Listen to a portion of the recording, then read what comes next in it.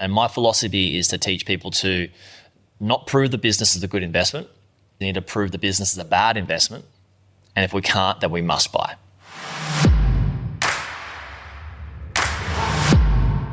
Welcome back to Millionaire University, everybody. It's me, Kirsten, hosting another episode with you today.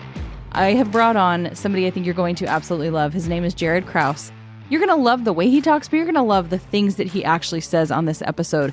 Jaryd has a pretty impressive story and a really cool background that I'm not going to spoil in this introduction, but just know that what you have in store for you on this episode is a lot of honesty and truth about what it takes to be successful in business. And it's going to open some new doors about what possibilities you have when it comes to starting to make money, especially online in the online space.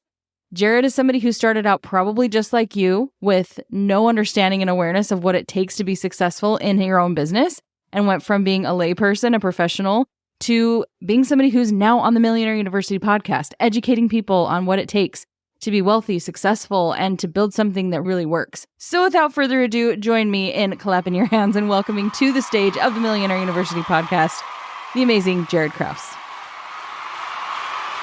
Hey, Jaryd, welcome to the Millionaire University podcast. So excited to talk to you today. We're at different parts of the world right now. You said it's morning for you. I'm just ending my day. And I love that we have technology where we can have these conversations across borders and just share what you're doing in the online space, because I'm really excited to hear about your story. So thanks for coming on and joining us in the Millionaire University world. Yeah, thank you so much, Kristen, for having me. Excited to chat. And technology is an amazing thing. And like you said before we hit the record buttons, sometimes it doesn't work perfectly well every single day, but we're on a roll here and that's good. It's working for us right now. Awesome. So I can tell by the accent you're somewhere down under. So do you want to give us a little background on where you are? Yes, I am originally from Australia and I live in Bali, Indonesia at the moment. Wow. And grew up in Australia. Awesome. Okay, so I'm guessing that because you are living somewhere else and that you're probably keen to travel, you're probably a big fan of online business. It's probably given you a lot of freedom and flexibility. And I want to hear how your story has evolved taking you from Australia to Bali and what you do in the online world. Yeah, I love that question. So you're absolutely right. Travel was the biggest reason why trying to get online and make an income online. So how I got started is I used to be a plumber and I used to live on the Gold Coast. It's where I grew up.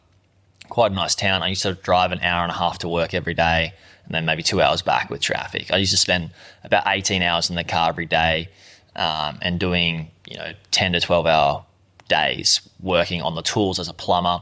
I just ended up hating my life and I was in a dark spot for a while and had to get myself out of it. So I'd quit my job, save some money, quit my job, go travel for 6 months, come back for 6 months, work and then go travel for a year or whatnot. And so I was living in Egypt, working as a dive master.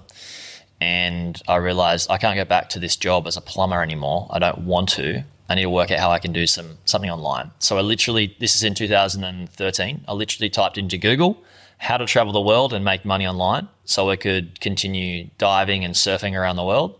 And that's when I started a travel blog that brought me into starting an e-commerce business. And both of those collapsed and failed because I sucked and I had no idea what digital marketing was. And then I came across a stat. And the stat was 90% of all startups fail. So I obviously at this time I had gone back to Australia with my tail between my legs and was working as a plumber. I came across that stat that 90% of startups fail. And I thought to myself, hang on, if 90% of these things fail, why don't I just go away and buy one that's past that 90% failure rate? That's already successful and is already making an income. And so I saved up some money from my job as a plumber and I bought my first small online business. There was nobody around teaching people how to buy online businesses at the time. And so then I, had to teach myself. I bought one, it went really well. And then the year after that, I bought a second one. That went quite well. And then the year after that, I bought a third one. And by the time I bought my second business, online business, I was making more than my job as a plumber. So I quit and then I went and continued traveling.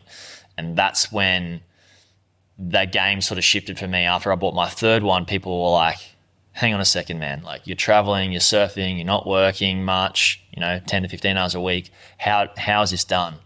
Can you teach me how to buy an online business. And that's when I registered the domain name buyingonlinebusinesses.com and started teaching people how to do it. And then, that's how we got to, I guess, that phase in 20s. Yeah, sort of. It's grown since then. We have a marketing agency and things that people can do. They can buy, we can grow it for them, and then we can sell it for them as well. There's different stages in the life cycle of being an entrepreneur and a business owner. That's amazing. Sounds like you've figured out digital marketing since that first business endeavor. Yes, it was a lot of money spent and a lot of time and stress, but finally got there. Yeah. We all pay our dues. We all have to go through that school of hard knocks when it comes to the internet is still so new if you compare that to all the other industries out there. So we have to give ourselves grace. We do. And it moves so fast too. Yeah. Like it's pretty amazing thing to think how young the internet is. 2000, since 2000, it's like nearly 25 years, I guess. Mm-hmm. It's baby. It's still in its infancy, I would say. It is, absolutely. So I love to hear the journey, though, that you've gone from a couple of air quotes failures, because really not failures. You kept going. You didn't back off completely. You still sought through. You found new opportunities. But to be where you're at right now, where now you're at a point where you can still continue to buy businesses, sell businesses, help other people do that, and create education. I'm really intrigued by this concept. The closest thing I've ever heard to it is I had a friend a long time ago who had a blog that was really successful, that she had a ton of traffic and she made a lot of money from the blog and she sold that. I think I've talked to a couple people who've done that. And then I knew the concept existed of selling businesses, buying businesses, but I just want to hear a little bit more of the nitty gritty. If somebody's looking into doing this, where do they even begin with finding a business to buy? And how do you know it's in that 10% success rate? Like, how do you know it's safe at that point? Good questions. Most people do start out buying blogs because typically they are easier to run, grow, and manage because the labor costs are quite cheaper and they're slower moving. Now it's changed a little bit with Google recently changing a bunch of algorithms. It's gotten a little bit not as easy as it used to be. And now there's different business models that are probably better to buy. And it always cycles through and changes at different times. So depending on when people are listening. So where do you go to find these? You can literally type in website brokers or online business brokers into Google, and there's a bunch of different brokers that will come up. We sell some as well. People on my audience, we find off-market deals and we present them to my audience, and we sell businesses too. So that's where you can go to find them. And then the next question is a very big one, is how do you know they're past that 90% failure rate, and how do you know they're worth investing in? It's the golden question, and that is where due diligence comes in. So we teach people how to not just find the right one, but once they've found the right one within their buying criteria, so their investment strategy, which we help people formulate, then they need to learn how to do due diligence on those particular businesses. Now, these are people that buying businesses under the $1 million range. Typically, they go away and do it themselves or with a bit of guidance from us. If it's larger, then have a service, buy-side M&A service, mergers and acquisition service, where we can go away and do it for you. But we'll stick with buying something under $1 million. And you can buy something. I bought my first business $15,000, right? So you can buy something from like 10 and up. So you don't need to be a gazillionaire to get into the game. You can start smaller and build it up. And so through the due diligence phase, there's a bunch of different questions that you need to answer, a bunch of data points that you need to get, and ask questions about that data to understand if it's a good business or not. And my philosophy is to teach people to not prove the business is a good investment. Typically, that's what we do when we're trying to get out of our job. We're like, I need this to work. And subconsciously, we try to prove that this strategy is the one, right? The one that's going to work for us. Instead, what we need to do is we need to prove the business is a bad investment. And if we can't, then we must buy. I like that. Typically that is through my due diligence framework. If people want it, they can get it for free. Go to my site. It's what's helped people make millions of dollars and save people millions of dollars from buying dud businesses. So you got to go through that process of due diligence first before it's worth buying. Yeah. Well, I want to go back to your story a little bit too. You said it took your second business you purchased. At that point, you were able to make more than you had been making as a plumber. So with the first business, and you said it cost you around $15,000. Was that a blog? Was that type of business? And then I'm curious, So you can, sorry, I'm giving you multiple questions at a time, but I'm very No, curious. bring them on. I've got capacity. Yeah. Good. I'm curious about with that business, how people can acquire and then know exactly what to do with it. Are you typically bringing on with team members? Because a blog, it seems like it would just be sitting there. So there would have to be some kind of a handover, changeover of all of the information. But if I'm brand new to business, I'm listening to this podcast, I've never run a business before. How many skills do I need to have to even step in and know how to make sure that I'm not the one who tanks that business after I acquire it? It's a really good question. So 0 skills typically, because you can hire people, right? And also most of the people that we help, I was a plumber and I first started helping people only that were tradesmen or construction workers, right? And then I realized why am I only helping these guys? Why don't I help everybody, nurses, not just construction workers, nurses, shift workers, any type of job. People that have never even heard, most people haven't heard that you can buy an online business anyway. Let's face it, right? That's my biggest task is getting the message out there. But a lot of people that start and work with us, they know how to use Facebook and Instagram and their email. And that's about it. That's how much they know how the internet works, really. And, through the process, not just my course and the trainings and stuff, but just if somebody was to go away and do it themselves and learn how to, or look at a bunch of businesses, when they work out what type of business they want to buy, and look at a bunch of businesses and do due diligence, what they do is it's like a secondary order consequence, which is a massive win as well, is that they learn how the business is run just by looking at multiple businesses. They learn what's working, they learn what's not working, they learn how to run it, and also they typically learn how to grow it, right? And decrease risks and all that sort of stuff, because sometimes they see a model of great businesses and they'll see models of businesses that aren't so great, and they know what a good business looks like, and they'll typically learn how to run it.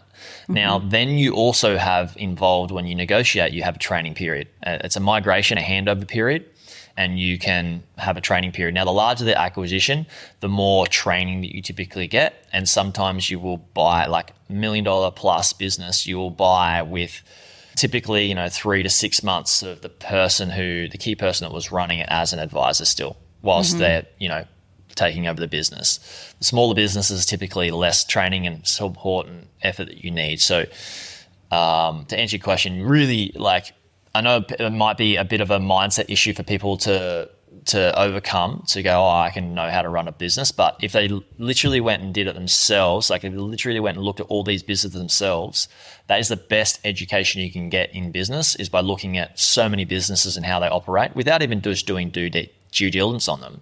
You can get a better education doing that than say a master's in business, and that's why the people that we educate know so much about business than a bunch of people that have gone through college or schooling. Yeah. Now, there was another question that you asked as well. What was the first business that I bought? Was it a blog? How did it work and how did it operate, and how do I know how to run it? It was a blog. It made traffic through organic means through Google. And it was not just a blog, but it was a membership business as well, where people would pay to get access to a database of wholesalers and suppliers for people that were starting their own drop shipping business. And that's the first business I bought. It was a blog with a membership component attached to it. Okay. We'll be back right after a word from our sponsors. More and more entrepreneurs and investors are discovering the awesome franchise opportunities that exist across a variety of industries. Franchising can simply be the better path, and interest in franchising is at an all-time high. Lucky for you, John Austenson, founder of FranBridge Consulting and a past Millionaire University guest, is here to help you explore the premier franchise opportunities today. John and his FranBridge Consulting team are part of the largest franchise brokerage in the U.S. and have vetted the market thoroughly. FranBridge is hands down the premier source for the best opportunities in the franchise world, including both active and passive opportunities. From tiny homes to youth soccer to industrial hoses to pets, senior care to mental health, and more. John has served as an Inc. 500 franchisor and is a multi-brand franchisee himself. And he does more placements than anyone else in the country. Sign up for a free consultation call with John today or get a free copy of his book, Non-Food Franchising, at franbridgeconsulting.com. That's franbridgeconsulting.com. Plumber.com. Available in the US and Canada. That's fascinating. And I know that obviously, I'm actually curious, bouncing off of that, I know there's probably a lot of other options out there because there's so many different opportunities for online business models now than even compared to 10 years ago when you first started. So what are some of the top ones that a lot of your students are looking for? Where would you recommend maybe people at a beginner level and then even a little bit further into the game? What are some of the best opportunities that you're seeing out there in terms of the business types to acquire? Yeah, I think the best opportunities are typically not opportunities. I think the best opportunities are disguised as investments that are the least risky. And I like to buy businesses based not on how much opportunity it has. I like to buy businesses based on how minimal the risk is, because I think opportunity is abundant or infinite, right? So if you bought a business that had a lot of opportunity, it might have a lot of risk. But if you bought a business that had less risk, it still has the same amount of opportunity, because if opportunity is infinite, it's the same, right? So I think it's better off building off a better platform. So that's the opportunity versus, or infinite opportunity versus risk question. Now, the next question is like, what are the main ones people are getting into? There's three main categories of businesses that I like to explain to people. The first one is media businesses. Media businesses are blogs. You know, anything that produces media, that gets traffic, then that traffic can be turned into money. So it can be a blog, and they make money through ads on the website or affiliate revenue. And that could also not just be a blog, that could be an Instagram account, Facebook page, a YouTube channel, any of these ones that, sponsored posts, on Instagram, sponsored posts on Facebook, any media that does make an income from having an audience and traffic. Could also be an email list, or a newsletter business, they call them. So that's media business. The second one is e-commerce. There's a few different types of e-commerce businesses. You've got like Amazon FBA, self-product distribution, drop shipping, all those sorts of ones.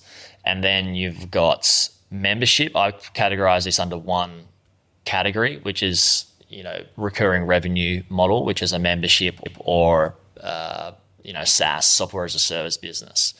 Now, typically people will I will see people graduate from a media business into e-commerce, and then e-commerce into SaaS or membership business. Typically, the SaaS and membership businesses are a bit more expensive. They're a bit more of a legacy business, good recurring income, less risk.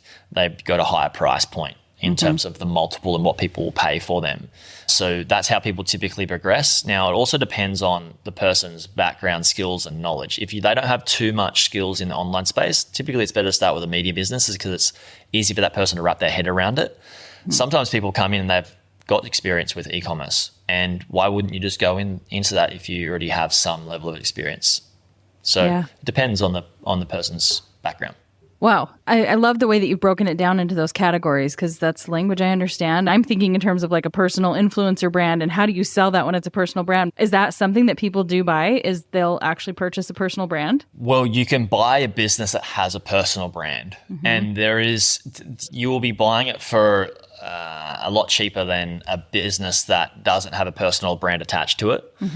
Those personal businesses are harder to sell. If it's all about that person's image and their brand, then it is a lot harder to sell. And I wouldn't advise buying that unless you have a risk mitigation strategy in place, which we can put forwards on how to phase that person out and bring more people in. It's a possibility for sure. It just needs a bit of a strategy moving forwards. It is more risk, which is why you will spend less money on it in terms of the multiple and the valuation. But yeah, it's like I said, it's like kind of the one that has like a lot more opportunity, but a lot more risk as well. Yeah. Okay, and I want to flip the script a little bit, and I know you do this as well. You also sell businesses. I know Justin and Tara, who founded the podcast, they had their own business where they were educating people on how to flip homes, and they've actually sold that business and I think other things. And that's a pretty good income for them. They're making money from the sale and from interest on that sale. I'm telling you that to know I do understand why some people want to sell, because they want to have the time flexibility. They've kind of done everything they want to do. But what are some other reasons and motivators behind people, first of all, even building a business that they can sell, and then why sell? What are you seeing the biggest reason that people are even putting these businesses up for sale if they're generating revenue? I love it. Such a good question. And I'm getting Justin on my podcast to talk about the sale of his businesses. Cool. So anybody listening that wants to hear that, that'll be a great, cool story to hear about how he set his business up for sale. Now, why do people buy? Why would somebody just sell something that's crushing it and making money? It's a good question. I get it a lot. Now, typically, most people are selling businesses because of their own personal situation, not because the business is not a good business, but typically they're like the burnout, or they've been in the business too long, they're bored of it, or they've hit a ceiling and don't know how to scale it to the next level based on their level of experience. They're the main reasons why somebody would sell a perfectly good, profitable business. Of course, you still need to do your due diligence and all those sorts of things. However, typically as the businesses go, the larger that you buy, the larger the acquisition is. Typically, the more the person is willing to take less money for the sale of the business, or sell it for less money, I should say, and give it over to a party that's going to treat the business and the employees really, really well and do justice to the brand. Because they do care about it. They have love for it. It's their baby. They want to make sure it goes in the right direction. Typically, people are torn, I don't want to sell it, but sometimes they might have to buy a property for a parent, right? That's aging. They might have to have a health thing that's going on. They might need to go, all right, cool, I've built all this up now so I can go buy my dream home, or I can go buy this home and put my kids through college. It's typically a personal financial decision. That drives people to sell a good business. Yeah. And it's a win-win, it's a win-win for them selling, and it's a win-win for the person buying too. Yeah. Okay, I have a couple questions. So if I'm somebody who's maybe on the beginning of starting a business, what are some things I should consider? I know we've mentioned one, it's harder to sell a personal brand. I have a friend who they've been building up a company that's pretty centered online for the last 10 years, and they've been very intentional about making sure it's a brand that's not a personal brand, because they can sell it for more. But what are some other things that we need to consider if maybe this is a route we want to take to build a business with the intention to sell it later? It's a good question. So personal brand, let's stick with personal brand, then we'll go general. Personal brand is you need to start to phase yourself out of the business and not have key person dependency on that person in the brand. And then we'll get into general. The best way to set the business up for sale is, number one, finances, is have your finances in order and really good bookkeeping. So somebody can go away and look at the profit and loss statement and be like, it makes sense, right? The larger the acquisitions, you'll get a CPA to go through and redo the books and confirm everything. But for the smaller businesses, 1 mil and under, or 500K and under, typically you're doing the financial due diligence yourself. So having the books in really good working order is so important. Secondly is having really good systems and processes in place.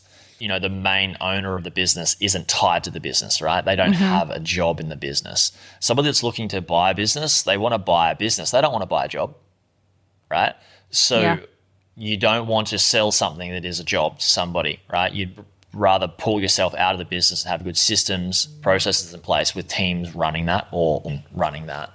Right. And you want to, those systems, if those systems are really good for not just deliverables, but if you've got really good systems for marketing and that system produces a great result and grows the business year on year without too much human input, as a massive win as well. It's very, very attractive. So you want to make the business super attractive by doing those sorts of things. Is this a really good, I know you mentioned, investment, you don't want to look at opportunity and just understand opportunity is infinite. If somebody wants to generate passive revenue, would you consider this to be right up there with investing in things like real estate, because it's something that generates more income? I mean, obviously you're going to have a high stance on this because this is what you do and what you teach people to do.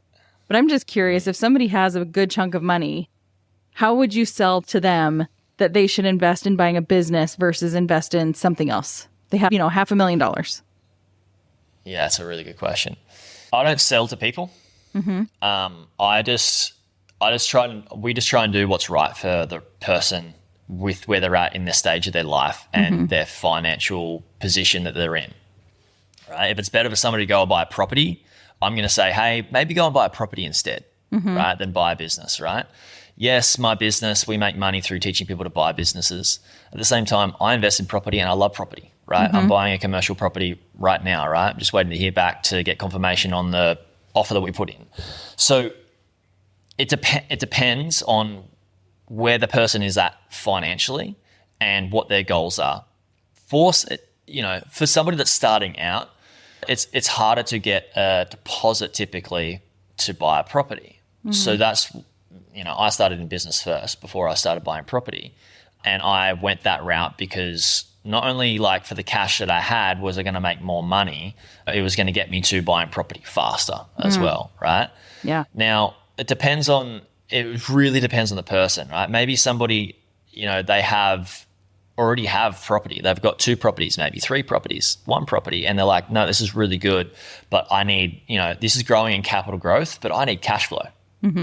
Right? They might go and say, all right, I'm going to buy, they might have 20 grand and they might have a bit of equity in their property, and they pull out what we call a HELOC in the States, right? Home equity line of credit, take a bit of equity out. They put 20 grand in with maybe 80 grand they got from their, HELOC, and they can go away and buy a business, and that business will make them, roughly 25 to 30 grand cash a year or net profit a year, right?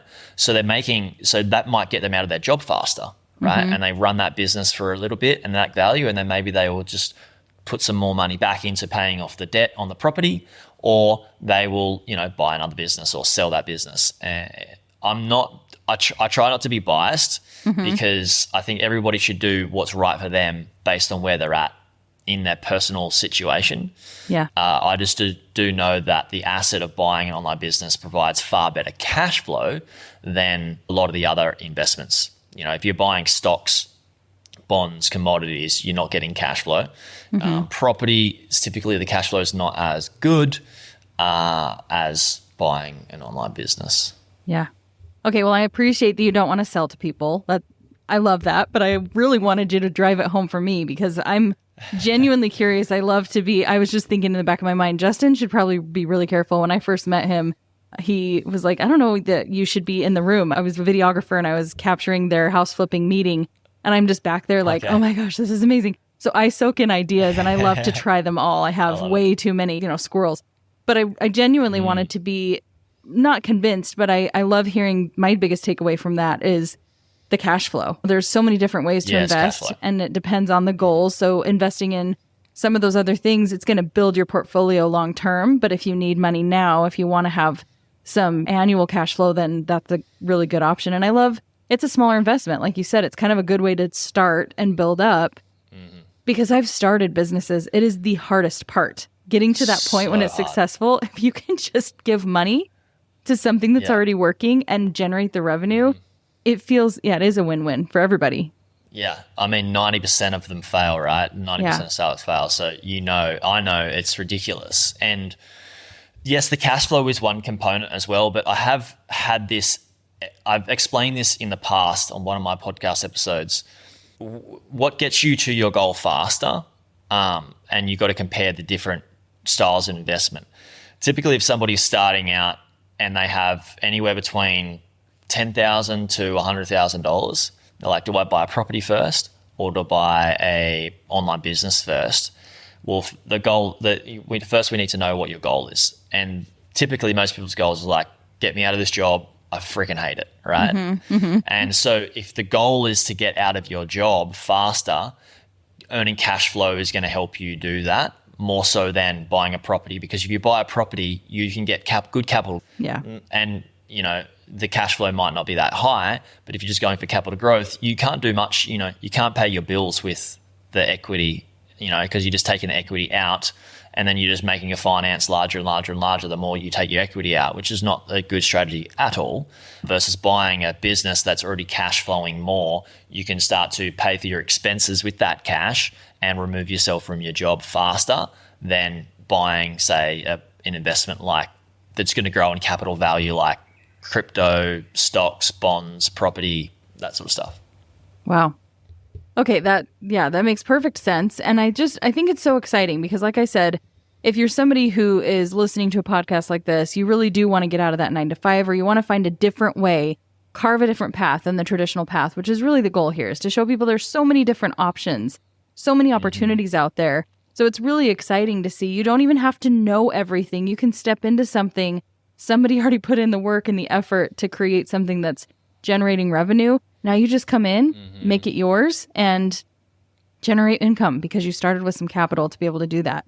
Where do you see the mindset needing to be with most people? Because I immediately, think, and I think I mentioned this in the beginning, how do we not sabotage it? How do you deal with people who are like, oh, I'm going to buy this thing that's working. What if I'm the reason it gets ruined? Or what if I lose all my money? It might feel really scary. So I'm sure you coach some of your students with this, but what do you see being the necessary mindset shift to be successful with this? Great question. So fear is one thing. I interviewed somebody yesterday on my pod about fear, and it was really like how we talked about it was actually quite beautiful. And I mentioned that fear is not, a lot of people are like, fear is like false evidence appearing real. Well, reality is if you have a fear and it causes you to feel uncomfortable within your body, right? Some level of anxiety. Is that not real? No, far out. That's absolutely real. You're feeling it in your body. So I wouldn't say that the fear is not real, but you need to understand as well that yes, you can feel that fear, but the fear is there because of a lack of understanding typically. So if it's, if you come up against, say it's like, do I buy a property or do I buy a business? And you've found a business and you're like, I'm a bit like, I don't know, like, am I going to lose all my money? Am I going to be able to run this business? Then what you need to do is you need to go, okay, the fear's real. I'm feeling this. So I need to logically make a decision. Do I buy this business or not? Now, with that, you have to go, all right, what's going to happen if I don't buy the business? I might end up staying in my job. Okay. Is that a good thing or a bad thing? I might end up not being able to retire as early as I want. Is that a good thing or a bad thing? Right? Or if you do buy the business, will you feel a little bit of fear? Yes, maybe you will, right? But is it worth feeling that, little bit of anxiety to be able to replace your income a bit faster or retire earlier? And the right answer is the right answer for the person, not based on what I say, right? I know if your goal is, I can logically say if your goal is this, great, go for that. But if you're not comfortable doing that, then you can't do it, right? So it's about understanding the fear and then making a logical decision based on how you're right for you. So that's one mindset thing, I guess. There's a lot. That's, my principles and philosophies on investing in life can be related to not just buying a business, but everything. Yeah. And the mindset that people really need to have to be successful is to first know what their goal is and be 100% committed to that goal. Because a lot of people are like, I want this and I want that, but they want it with zero effort and zero commitment. So if you want something, you need to want it like a tiger. You need to want it like a lion. It needs to be, it's done, right? I have a process that I call the 3 C's to achievement. First, you need courage. Well, one of my mentors said courage comes before confidence, right? Now, if your goal is to be a confident business investor and buy business confidently, first you need courage to be able to go away and take on the task, right? But you can't just snap your fingers and become courageous. So I said to my mentor, I was like, all right, well, somebody just can't become courageous. You need to help them get into the state that like, I'm the lion, I'm the tiger, and like in this, not all through your life, but just in this situation towards this goal, I need to eat. I'm going to go away and get my meal. To get to that level that you're courageous enough to do that, you need to have some level of commitment, right? And to get to commitment, you need to know your goal, right? So once you work out what your goal is, I think, there's a thing that a lot of people are into manifesting and all that sort of stuff these days.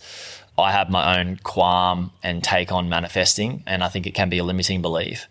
But I know that if you get what you focus on, right? And so if you want something bad enough and you focus on it, then you become committed to it. And once you're committed to it, then the courage thing just happens automatically because you're already committed. Like nothing's going to get in the way because the commitment is there, which allows you to be courageous. Now, once you've allowed yourself to be courageous enough to go through that process, then you're courageous enough to look at a bunch of businesses or a bunch of investment properties or do whatever it is you need to do to get to that point that you've finally become confident and you achieve a goal. It's the same thing that I did with my first job, right? I wanted money. I wanted to buy my first car for cash when I was at school. And I was like, that's my goal, right? But I was not courageous enough to go away and achieve that goal or confident enough. So I needed to get some level of commitment. And my commitment was like, I want this car no matter what, right? Mm-hmm. So once I had that commitment to the car, then I was courageous enough to go, all right, cool, I need to go find a job. And I was courageous enough to put myself into a job that I was like, I know nothing about. Teach me everything here. I'm happy to make mistakes and learn because I'm being courageous enough. And then once I was courageous enough to do that, then I earned some money, which allowed me to have the confidence to buy the car. So that's the 3 C's to achievement is you need commitment, courage, and confidence to get to that goal. I love that. And once people so understand that, thank you. Once people understand that, then they can go away and do it because it's not just like, oh, I want this house and I want this car. It's like, how bad do you want it? Mm-hmm. Because a lot of people say they want things, but they don't really want it. Yeah. Oh, absolutely. My husband and I were just having a conversation very similar to this last night, and we've been in this online space for over a decade. And I think one of the greatest disservices that have been done in messaging and in the whole ideal of having an online business is that you can, well, the manifesting is one part of it, right? And I love manifesting to an extent that I understand it. And I think I'm a master manifester, but I don't think it's what most people think, where it's just sitting there visualizing and then all of a sudden things come to you. I'm also an action taker, but something that has gotten in the way in this messaging of, hard work and hustle, you shouldn't have to do much. You should just be able to create these really amazing businesses. We don't need to do what we used to have to do. It should be really easy, has actually gotten in the way from thinking that we have to do the work. And, I'm a big believer in attracting positive things to you, but I think if we start to convince ourselves we don't have to work hard, we don't have to put in the effort, which is the essential ingredient to being successful, then we do ourselves a disservice by thinking, oh, it's not easy, so I must be doing it wrong. And then we just stop or we back off and we give up too soon. So I like your take on that. Absolutely. Yeah, thanks. I got another example as well, and people not thinking they need to do the work or not achieving results or things that limit them. I have some case studies where people are like, yeah, this person made $3,000 in 3 months, right? They bought a business in 3 months and the business is making $3,000 a month. Mm-hmm. People see that on my podcast and YouTube channel and they're like, cool, I'm going to go away. They go, all right, cool, this is possible. I can go away and do this. And they literally go away and give themselves 3 months, right? Because somebody else has achieved this in 3 months, right? Mm-hmm. And that's an outlying, that's a very rare case, right? Also, this person that did this in 3 months, they're single. They don't have kids and they have money, right? They don't have a job and they have all the time in the world. They did it in 3 months. And then somebody comes along that's 45 and they got a little bit less money. They got 2 kids and they got a full-time job. And they go, I'm going to give myself 3 months to change my whole life, to replace my income. Come on, man. I want this for you too. But let's be realistic around this, because if you set your parameters at 3 months, you're going to get to the 3 month mark range. And if you don't find a business to buy and you don't achieve that results, what you're going to do is you're going to call yourself a failure, right? And you're going to believe that this method doesn't work for you. But the reality is you failed from the start because you weren't realistic with the time frame that you gave yourself based on the resources that you have in terms of income, time, and money. Yeah. So comparison to others is a massive stuff up that a lot of us do. And now because of social media, it's so ingrained in us to do that. This is why I don't consume social media, because it stuffs me up, right? I'm try to keep myself like a mindset Jedi where I don't put things in front of me that can just disrupt or mindset. Because people get so used to comparing themselves to others now. And it causes so many fears and anxieties within us that cause us to go, oh, I need to do this in 3 months, and they don't achieve it. And then the negative feedback wheel just gets worse and worse and worse. The second and third order consequences that compound from that is just why people are so unconfident in life generally these days. Yeah. Oh my gosh. I'm so glad you said that. And it's very responsible and vulnerable of you to admit that and to just have that conversation. I get a sense that you have a lot of integrity when it comes to your business. You know, you've already told me I don't hard sell to people. This is either for you or it's not. If there's other opportunities out there, take what feels right. But I think there needs to be more of that honesty with the way that we do present these opportunities to people, because if we don't start, and I think it's happening more and more, you're not on social media, you're not consuming it, but I'm starting to see a lot more honesty. It's not as interesting or entertaining, but it's so essential because it's making us feel less like we're doing something wrong. Like we're the only ones who can't figure it out, right? If everybody else seems to be able to do it except for me, we hold ourselves to an impossible standard and miss out on opportunities where we could be impacting people. Maybe it is slow. Maybe it's going to take longer, but I'm that way. I've homeschooled my kids for the last 5 years. I cannot compare my pace to somebody who sends their kids to school, has childcare, all of those other things. It's different. So I appreciate you saying that, and it's great perspective for anybody listening. So set your own pace. Be realistic. I really love that perspective. I feel like I could talk to you for hours and hours. You really know what you're talking about. It's so refreshing to talk to somebody who's just honest and genuine and brings so much good wisdom to the table. So thank you for sharing all of this with us. Where can we go to learn more about what you do and just to see if this is the right fit for us? Wow, thank you so much, Kristen. I really appreciate the conversation, and it's good to just chat and talk and be real. And you're such an amazing host, so thank you so much for having me on. People that want to find out more about me, you can type my name into Google, or you can go to buyingonlinebusinesses.com, Buying Online Businesses in YouTube.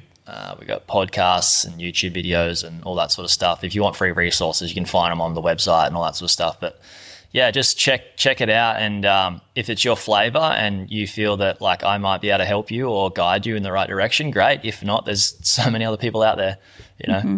Yeah. Well, thank you again, Jaryd. I appreciate everything that you've said and appreciate the conversation. I know everybody else listening has probably gotten so much value out of it, and they're going to go check you out. So thank you again. And I wish you all the best with everything you're doing and all the people whose lives you're going to change and impact. Thank you, Kristen. Thank you for the podcast. It's so good what you're doing. Thank Appreciate you. it. Okay, Justin, if you're listening, I promise I'm not going to stop everything I'm doing and go buy businesses. But honestly, I really, really did love this conversation with Jaryd. I loved his honesty. I loved his approach, and I loved hearing his story, how he went from being a plumber to being able to be so successful that he's coaching other people and how they can acquire businesses and how they can sell their businesses. I love seeing the evolution of a business and how he went from virtually no understanding of how the online space works to being somebody who has his own podcast, creates content, and can help people like you who might be listening who are looking into other directions and different paths and ways that you can turn something for people like you who are looking for different paths and different opportunities and ways that we can start stepping into this space, even if it's scary, even if it's brand new. So thank you again, Jaryd, for bringing such a great perspective on business and success and really the mindset required to be successful in any business that you endeavor to turn into something profitable. If you're listening and you're at a beginner point in business, if you haven't started anything yet, I hope that you're not discouraged by the fact that we mentioned the statistic that 90% of businesses fail. I hope that it gives you some motivation to really think outside the box and understand, like Jaryd talked about, the level of commitment required to be able to create the courage and go and build a business and have success. The world is your oyster. There are so many opportunities. There are millions of ways to make $1 million. And we hope that this has been enlightening to open yet another door of understanding for you. I hope you guys had some great takeaways, that you took lots of notes. Definitely give us a shout out on social media and tell us what your favorite part of this episode was and what kind of a business you would love to purchase. If you could just buy a business already made, what would you love to start with? Thanks again for listening, and we'll see you guys on the next episode of Millionaire University.